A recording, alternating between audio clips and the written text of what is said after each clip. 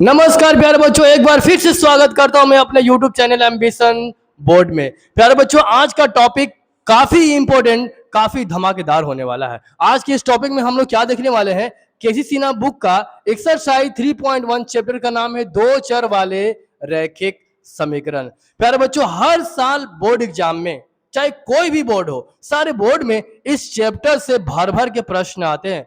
कभी ऑब्जेक्टिव प्रश्न आते हैं, कभी सब्जेक्टिव प्रश्न आते हैं, कभी दोनों मिलाकर आते हैं। मिला जुला कर ऐसा कहें हम लोग कि ये चैप्टर काफी ही इंपॉर्टेंट होने वाला है। इस चैप्टर में हम लोग क्या क्या देखने वाले हैं प्यारे बच्चों, और देखो समझो। इस चैप्टर में सबसे पहले हम लोग जानेंगे कि दो चर वाले रैखिक समीकरण है क्या। उसके बाद हम लोग ये जानेंगे कि रैखिक समीकरण के हल क्या होते हैं। फिर हम लोग देखेंगे दो चर वाले रैखिक समीकरण युग्म। उसके बाद हम लोग आलेख देखेंगे, आलेख की प्रकृति देखेंगे, प्रतिच्छेदी, संपाती और समांतर आलेख को देखेंगे, और फिर उसके बाद हम लोग इसी चैप्टर के कुछ महत्वपूर्ण प्रश्नों को भी हल करेंगे। आज का ये जो वीडियो है प्यारे बच्चों, काफी ही स्पेशल, काफी धमाकेदार होने वाला है, इसलिए आप वीडियो को अंत तक जरूर देखो। और अगर हमारे चैनल पे आप पहली बार आए हो तो हमारे चैनल को सब्सक्राइब करके रख लो, क्योंकि मैं ऐसा ही टॉपिक हर रोज लाया करता हूं। और अगर तुम बोर्ड एग्जाम की तैयारी कर रहे हो तो तुम्हारे लिए हमारा चैनल वरदान साबित हो सकता है। तो प्यारे बच्चों, बिना समय को गवाए हुए चलो आज के इस शानदार टॉपिक को हम लोग शानदार तरीके से शुरू करते हैं। सबसे पहले ये जानो कि चर क्या होते हैं और अचर क्या होते हैं। चलो देखो, चर का मतलब क्या हुआ। चर का मतलब कि कोई ऐसा राशि जिसका मान बार बार बदल रहा हो। ऐसा राशि जिसका मान बार बार बदल रहा हो। देखो कैसे प्यारे बच्चों, आप देखो यहाँ एक चर राशि हमने लिया है x। तो आपने क्लास 9 में, क्लास 10 में भी समीकरण को हल किया है, तो आपने देखा होगा कई बार कि आप कभी x का मान 1/2 लाते हो, कभी x बराबर 2 लाते हो, कभी x बराबर -2 लाते हो, कभी x बराबर -3, कभी x बराबर 5/2 लाते हो। आप देख रहे हो यहाँ प्यारे बच्चों कि हर बार x का मान बदल रहा है। x के बराबर 1/2 भी हो सकता है, x बराबर 2 भी हो सकता है, x बराबर -2 भी हो सकता है, 5/2 भी हो सकता है, √3 भी हो सकता है, -√3 भी हो सकता है। यानी x का मान कोई भी वास्तविक संख्या हो सकता है। इसलिए x को हम लोग क्या बोलेंगे, चर। लेकिन प्यारे बच्चों याद रखो, अगर आप यहाँ पे मैं 5 लिख दूं तो क्या 5 बराबर, क्या हम लोग कभी 6 लिख सकते हैं? नहीं लिख सकते हैं। क्या 5 बराबर हम लोग कभी -5 लिख सकते हैं? नहीं लिख सकते हैं। क्या 5 बराबर हम लोग 2 लिख सकते हैं? बोलो, कभी भी नहीं लिख सकते हैं प्यारे बच्चों। इसका मतलब यह हुआ कि ये 5 है, ये सिर्फ अकेला है और इसका मान कभी भी नहीं बदल सकता है। यानी जिस राशि का मान कभी ना बदले उस राशि को हम लोग क्या बोलेंगे, अचर राशि बोलेंगे। ठीक है, तो जितनी भी संख्याएं हैं प्यारे बच्चों, ये सब क्या हो गए, अचर राशि हो गए। उम्मीद है कि तुम्हें चर और अचर अब अच्छी तरीका से समझ में आ गया होगा। चलो अब बताओ मुझे प्यारे बच्चों, x चर है या अचर? बताओ, x चर है। y क्या है, चर है या अचर है? बताओ, y भी चर है। z क्या है, चर है या अचर है? z भी चर है। अगर मैं पूछूं 5 क्या है, 6 क्या है, 7 क्या है, 8 क्या है, -2, -5, -1, ये सब कैसी राशियां हो गई? ये सब हो गया अचर। लेकिन हमारा टॉपिक का नाम क्या है प्यारे बच्चों, जरा समझो। टॉपिक का नाम है हमारा दो चर वाले रैखिक समीकरण। चर तो समझ में आ गया प्यारे बच्चों। अब दो का मतलब क्या हुआ कि दो चर रहेगा, एक x रहेगा और एक y रहेगा। अब आपके दिमाग में ये प्रश्न आ रहा होगा कि क्या सर z नहीं रह सकता है? नहीं प्यारे बच्चों, रह क्यों नहीं सकता? रह सकता है, लेकिन आपको ये सिलेबस में नहीं पढ़ना है। आप पूरे बुक में उठा कर देख लो, आपको सिर्फ x और y ही मिलेंगे। इसलिए इस चैप्टर में हम लोग x और y से संबंधित ही दो चर वाले रैखिक समीकरण का अध्ययन करेंगे। तो आओ प्यारे बच्चों, अब हम लोग दो चर वाले रैखिक समीकरण का परिभाषा देखते हैं। देखो क्या परिभाषा होगा, ax plus by plus c बराबर 0 के रूप के समीकरण को क्या बोलेंगे, दो चर कौन कौन हो जाएगा प्यारे बच्चों बताओ? x और y, दो चर वाले क्या बोलेंगे इसको, दो चर वाले रैखिक समीकरण कहते हैं। लेकिन इसमें कंडीशन क्या होगा प्यारे बच्चों, लेकिन A not is equal to 0, B not is equal to 0। ये हो गया हमारा दो चर वाले रैखिक समीकरण के परिभाषा। अब इसको एग्जांपल से अच्छी तरीके से समझो। देखो 5x प्लस 3y प्लस 2 बराबर 0। क्या यहाँ माइनस हो सकता है? यहाँ माइनस हो सकता है, यहाँ माइनस हो सकता है। हाँ प्यारे बच्चों, बिल्कुल भी हो सकता है। ये जो देख रहे हैं ना x और y और ये c जो देख रहे हैं, ये तीनों जो संख्या है वो कैसी संख्या है?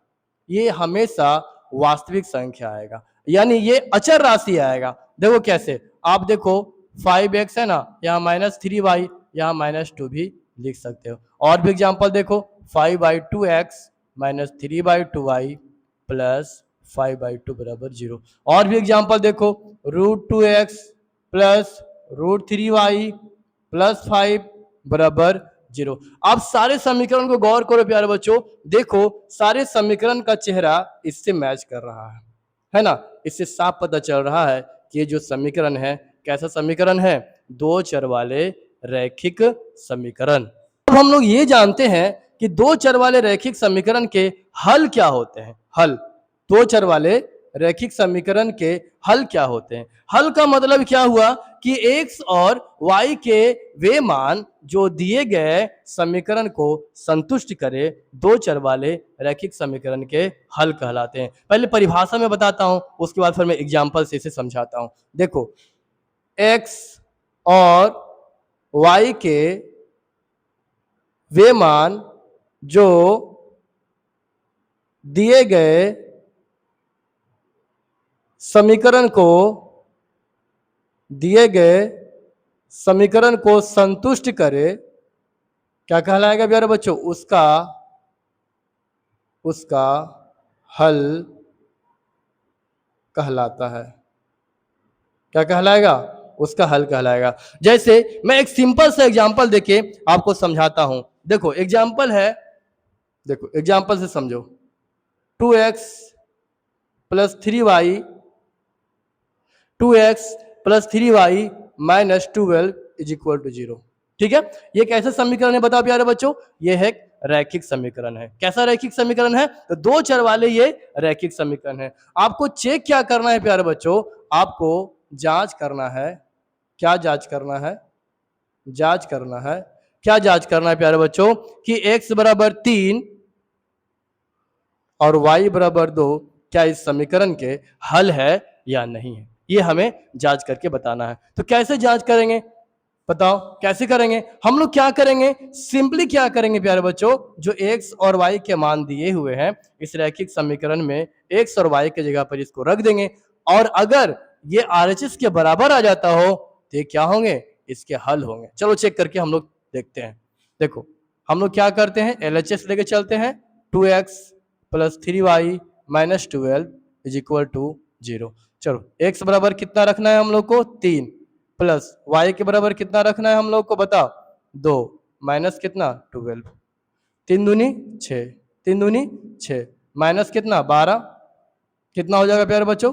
अब बताओ 6 6 12, 12 माइनस 12 बराबर 0। देखो हमारा RHS कितना आ गया? 0 आ गया। इसका मतलब ये हुआ प्यारे बच्चों कि x बराबर 3 और y बराबर 2 इस समीकरण के एक हल है। लेकिन अगर आपको बोल दिया प्यारे बच्चों कि बताओ क्या x बराबर 1 y बराबर 0 क्या इस समीकरण के हल है या नहीं है, चेक करके बताओ। तो क्या करना है आपको? सिंपली जहां x है हम लोग क्या करेंगे, 2 इंटू 1 प्लस 3 इंटू 0 माइनस 12 करके देखते हैं। यहाँ 2, यहाँ 0, यहाँ माइनस 12, कितना हो जाएगा प्यारे बच्चों? देखो तो 2 माइनस 12 बराबर minus 10 not is equal to RHS। इसका मतलब ये हुआ प्यारे बच्चों कि x बराबर 1 और y बराबर जो 0 हमने लिया है इस समीकरण का हल नहीं है। अब एग्जाम में कभी कभी क्वेश्चन कैसा आएगा प्यारे बच्चों? क्वेश्चन तो सेम ऐसे ही रहेगा लेकिन थोड़ा सा उसका पैटर्न चेंज कर देगा। अब देखो कैसे, मैं इसे आपको एक एग्जांपल से समझाता हूं। यह समीकरण दे देगा 2x प्लस 3y माइनस 12 बराबर 0। यह एक रैखिक समीकरण है, ठीक है। और आपको पूछेगा कि बताइए कि क्या x बराबर 3 y बराबर 2 इस समीकरण के आलेख पर है, ऐसा क्वेश्चन दे देगा, आलेख पर है। ठीक है, इसका मतलब क्या हुआ प्यारे बच्चों, आलेख पर है, इसका मतलब यह हुआ कि इसका हल है या नहीं है। चलो चेक करके देखो, देखो क्या हो जाएगा, 2 इंटू 3 प्लस 3 इंटू 2 माइनस 12 बराबर कितना हो जाएगा, 6 प्लस 6 माइनस 12, 12 माइनस 12 बराबर 0। इसका मतलब क्या हुआ प्यारे बच्चों, x बराबर 3 y बराबर 2 दिए गए समीकरण के आलेख पर है।